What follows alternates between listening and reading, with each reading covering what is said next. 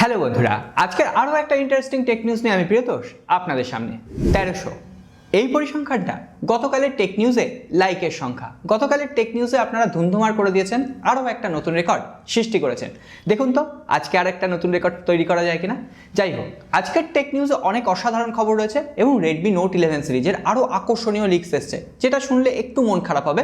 তবে হ্যাঁ, এই লিক্সটা খুবই এক্সক্লুসিভ লিক, শুধুমাত্র আজকে আপনাদের সাথে শেয়ার করবো। কিন্তু তার আগে টেক নিউজ আজকে শুরু করবো অ্যাপেলকে দিয়ে। অবশেষে ওপোর মতো কোম্পানি কিন্তু অ্যাপেলকে হারিয়ে দিয়েছে। ওপো রেনো 6-এর যে 5G ভার্সনের ফোনটা রয়েছে, তার ব্যাটারি যে ডিএক্সও মার্কের স্কোর সেটা সামনে চলে এসছে। ব্যাটারিতে ডিএক্সও মার্কে ওপো রেনো 6 স্কোর করেছে 96। অন্যদিকে আইফোনের তরফ থেকে একদম 1 লাখের ওপরে একটা ফোন আইফোন 13 প্রো ম্যাক্স, সেটা ব্যাটারি স্কোর মাত্র 89। অ্যাপেল একদম পর্যুদস্ত বলা চলে। যাই হোক, অ্যাপেলের তরফ থেকে একটা ভালো খবর রয়েছে। অ্যাপেল আমেরিকাতে সেলফ সার্ভিস রিপেয়ার প্রোগ্রাম চালু করেছে। না, আমাদের দেশগুলোতে কিন্তু চালু হয়নি, এটা ভুল করবেন না। এই সেলফ সার্ভিস রিপেয়ার প্রোগ্রামটা কেমন? শুধুমাত্র আইফোন 12 এবং আইফোন 13 সিরিজের যারা স্মার্টফোন ব্যবহার করেন, সেই ফোনগুলোতে যদি কোনো প্রবলেম দেখা দেয়, আপনি অ্যাপেলের কাছে কিন্তু বলতে পারবেন। অ্যাপেলের থেকে পার্টস কিনে এনে, হ্যাঁ, সেই পার্টসটা আপনি খোলা বাজারে পাবেন না, অ্যাপেলের কাছ থেকে পার্টসটা কিনে এনেই আপনি আপনার মোবাইলটা নিজে নিজে ঠিক করতে পারবেন, বা আদার্স কোনো রিপেয়ারিং দোকান থেকে সেটাকে ঠিক করে নিতে পারবেন। তাতে আপনার রিপেয়ারের কস্ট আপনার কিন্তু অনেকটা কমে যাচ্ছে। অবশ্যই একটা ভালো স্টেপ। পরবর্তীতে যদি অ্যাপেলের প্রত্যেকটা প্রোডাক্টের ওপর এই সার্ভিসটা অ্যাভেলেবেল হয়, তাহলে সেটা আরও বেটার হবে। এই ধরনের আরও আকর্ষণীয় টেক নিউজ রয়েছে। সাবস্ক্রাইব করা আছে কিনা একটু মিলিয়ে নেবেন, যদি না থেকে থাকে একটু সাবস্ক্রাইব করে বেল আইকনটা প্রেস করে রাখবেন। আর আপনারা চাইলে আমাদের সোশ্যাল মিডিয়া প্ল্যাটফর্মগুলোতে ফলো করতে পারেন। আর গিভঅ্যাওয়ে কিন্তু অ্যানাউন্স হয়ে গেছে, সুতরাং গিভঅ্যাওয়ের ভিডিওটাও কিন্তু আই বাটনের লিঙ্ক আছে, একবার দেখে নেবেন। আসুন শুরু করি। মোটোরোলা আজকে চায়নার বাজারে লঞ্চ করে দিয়েছে মোটোরোলা G200 নামে আরও একটা ফ্ল্যাগশিপ স্মার্টফোন, যেখানে রয়েছে কোয়ালকম স্ন্যাপড্রাগন 888+ চিপসেট। এবং দামটা আগে বলে দিই, ইন্ডিয়ান প্রাইসে যদি আমি দামটা কনভার্ট করি, তাহলে 37,000 রুপির আশেপাশে দাম দাঁড়াচ্ছে। বাংলাদেশে গেলে 43,000 টাকার আশেপাশে। 43,000 টাকায় এই দামে কোয়ালকম স্ন্যাপড্রাগন 888+ দিচ্ছে, তাও আবার মোটোরোলার মতো কোম্পানি। হ্যাঁ, একটু চমকে যেতে হয়। তবে এই ফোনটা একটু টুইস্ট আছে।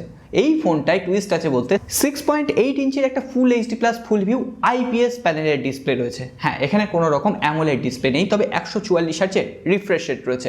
এছাড়াও LPDDR5 র্যাম রয়েছে, UFS 3.1 স্টোরেজ টাইপ রয়েছে। একদম ফ্ল্যাগশিপ পারফরমেন্স দিয়ে আপনাকে ভরিয়ে দেবে। এছাড়াও 108 মেগাপিক্সেলের ট্রিপল রিয়ার ক্যামেরা রয়েছে, 108 + 8 + 2 মেগাপিক্সেল। এছাড়াও 16 মেগাপিক্সেলের সেলফি ক্যামেরা রয়েছে।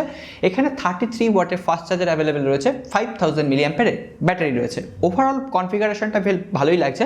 তবে হ্যাঁ, ওই অ্যামোলেড ডিসপ্লে নেই। তবে আমি MI10T ইউজ করি, সেটাও খুবই কম দামে পেয়েছিলাম। শুধুমাত্র অ্যামোলেড ডিসপ্লে নেই, কিন্তু আমার খুব একটা অসুবিধা হয়নি তাতে।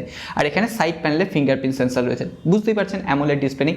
এই ফোনটা সম্পর্কে আপনারা কতজন আগ্রহী অবশ্যই জানাবেন। এই ফোনটা যদি ইন্ডিয়ান মার্কেটে লঞ্চ হয় না, অবশ্যই আমি পরখ করে দেখবো, আপনাদের সাথে ফিডব্যাক শেয়ার করবো, কথা দিচ্ছি।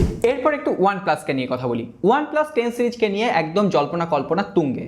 গতকালই বলেছিলাম OnePlus 10 সিরিজ হয়তো জানুয়ারি-ফেব্রুয়ারি মাস নাগাদ হয়তো চায়নার বাজারে এবং মার্চ মাস নাগাদ গ্লোবাল এবং ইন্ডিয়ান মার্কেটে লঞ্চ হতে পারে। কিন্তু এক্ষেত্রে একটা ছোট্ট খারাপ খবর আজকে সামনে এসছে।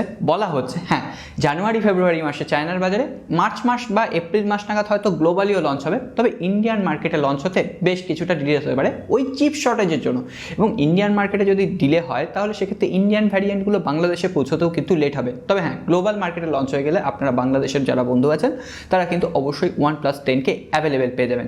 এখন দেখার কথা এটাই যে একটা ছোট্ট লিক্স আমি পড়ছিলাম যে OnePlus 10 সিরিজে নাকি কালার ওএস দিয়ে লঞ্চ হবে, সেটা চায়নার মার্কেটে লঞ্চ হবে।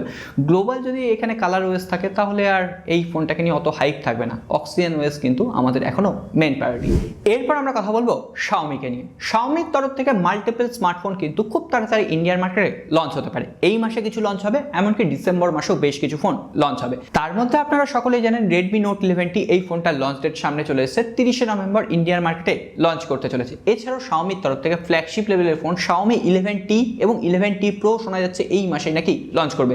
যদিও তার দামটা বেশ 40,000 রুপির ওপরেই হবে, বাংলাদেশেও আনঅফিসিয়ালি অ্যাভেলেবেল হয়ে যাবে। এছাড়াও Xiaomiর তরফ থেকে 11i হাইপার চার্জ যে ফোনগুলো, অর্থাৎ চায়নার বাজারে Redmi Note 11 সিরিজের যে ফোনগুলো লঞ্চ হয়েছিল, সেগুলো যখন রিব্র্যান্ডেড হয়ে ভারতের বাজারে লঞ্চ হবে, এই নাম নিয়ে লঞ্চ হবে, সেই ফোনগুলো শোনা যাচ্ছে এই নভেম্বর অথবা ডিসেম্বর মাসের মধ্যে ইন্ডিয়ার বাজারে লঞ্চ হয়ে যাবে। এই ফোনগুলোর জন্য অপেক্ষা করা যেতেই পারে। তবে আজকে সব থেকে এক্সক্লুসিভ খবরে আপনার মনটা একটু খারাপ হতে পারে। গেজেস ডেটার রিসেন্ট টুইটার হ্যান্ডেল থেকে আমরা জানতে পারছি Redmi Note 11 যেটা ইন্ডিয়ান ভার্সন হবে সেখানে কোয়ালকম স্ন্যাপড্রাগন 680 প্রসেসর থাকবে, একদম মিড বাজেট একটা প্রসেসর। এছাড়াও Redmi Note 11 Pro যে ফোনটা হবে সেখানে থাকবে Qualcomm Snapdragon 750G processor. Redmi Note 11 Pro Max যে ফোনটা থাকবে সেখানেও কোয়ালকম স্ন্যাপড্রাগন 750G প্রসেসর থাকবে। অর্থাৎ চায়নাতে যেখানে একদম মোটামুটি ফ্ল্যাগশিপ কিলার একটা প্রসেসর দেওয়া হলো, ইন্ডিয়ান মার্কেটে যখন আসছে সেই একদম মিড বাজেট একটা প্রসেসর দিয়ে জিনিসটাকে ঝুলিয়ে দেওয়া হচ্ছে, শুধুমাত্র এটাই রক্ষে যে কোয়ালকমের প্রসেসর দেওয়া হচ্ছে। অন্তত এখানে 768 বা 778G দিলেও মানতে পারতাম। তবে দেখা যাক, এখন Realme 9 সিরিজের দিকেই আমাদের চোখ তুলে তাকিয়ে থাকতে হবে। এরপরে সবশেষে আর কে পড়ে থাকে, Realmeর ওপরেই ভরসা করতে হবে। Realmeর তরফ থেকে দুটো ফোনের নাম সামনে এসেছে, Realme C35 এবং Realme Narzo 50A Prime। শোনা যাচ্ছে এই ফোনগুলো খুব তাড়াতাড়ি লঞ্চ হবে। ইন্ডিয়ান যে BIS সার্টিফিকেশন সেকশন আছে সেই সার্টিফিকেশন সেকশনে এই দুটো ফোন এনলিস্টেড হয়ে গেছে। একদম মিড বাজেট কোয়ালিটির একটা ফোন হবে। ওই Realme C35 হচ্ছে 10,000 টাকার আশেপাশে এবং Realme Narzo 50 Prime যে ফোনটা সেটা ওই 10,000 থেকে 15,000 রুপির মধ্যে লঞ্চ হওয়ার সম্ভাবনা রয়েছে। তবে রিয়েলমির পক্ষ থেকে যে ফ্ল্যাগশিপ লেভেলের ফোনটা লঞ্চ করবে Realme GT 2 Pro, সেই ফোনটা ফুল স্পেসিফিকেশন আজকে সামনে চলে এসেছে। অভিষেক যাদবের রিসেন্ট টুইটার হ্যান্ডেল থেকে আমরা জানতে পারছি 6.51 ইঞ্চির একটা ফুল এইচডি প্লাস ফুল ভিউ সুপার অ্যামোলেড ডিসপ্লে থাকবে, কার্ভ ডিসপ্লে থাকবে। এছাড়াও কোয়ালকম স্ন্যাপড্রাগন 8 Gen 1 প্রসেসর থাকবে, অর্থাৎ এই প্রসেসরটা নতুন কিছু নয়, কোয়ালকম স্ন্যাপড্রাগন 898। এছাড়াও 50 মেগাপিক্সেলের রেয়ার ক্যামেরা থাকবে, ওআইএস থাকবে রিয়েলমির ফোনে প্রথমবার, 32 মেগাপিক্সেলের সেলফি ক্যামেরা থাকবে, UFS 3.1 storage type, LPDDR5 RAM, Wi-Fi 6। এছাড়াও Realme UI 3.0 সাপোর্ট থাকবে। সব থেকে আকর্ষণীয় খবর 125 ওয়াটের ফাস্ট চার্জিং টেকনোলজি থাকবে এবং চাইনিজ মার্কেটে হয়তো খুব তাড়াতাড়ি লঞ্চ করবে ডিসেম্বরের মধ্যেই, এবং ইন্ডিয়ার বাজারে লঞ্চ হতে হতে এটা ওই মার্চ বা এপ্রিল মাস 2022 সালে। সো বন্ধুরা, আজকের টেক নিউজ পর্ব আপাতত এখানেই শেষ করছি। কেমন লাগলো এপিসোড? লাইক বাটন প্রেস হয়ে গেছে নিশ্চয়ই, আর নতুন বন্ধু হলে সাবস্ক্রাইব করে বেল আইকনটা অবশ্যই প্রেস করে রাখবেন। অনেকের দেখুন সাবস্ক্রাইব করা নেই, আমরা কিন্তু বুঝতে পারি। তো আর আপনারা চাইলে আমাদের সোশ্যাল মিডিয়া হ্যান্ডেলগুলোতে ফলো করতে পারেন। এরপর আসবো এক বন্ধুর কমেন্ট পর্বে।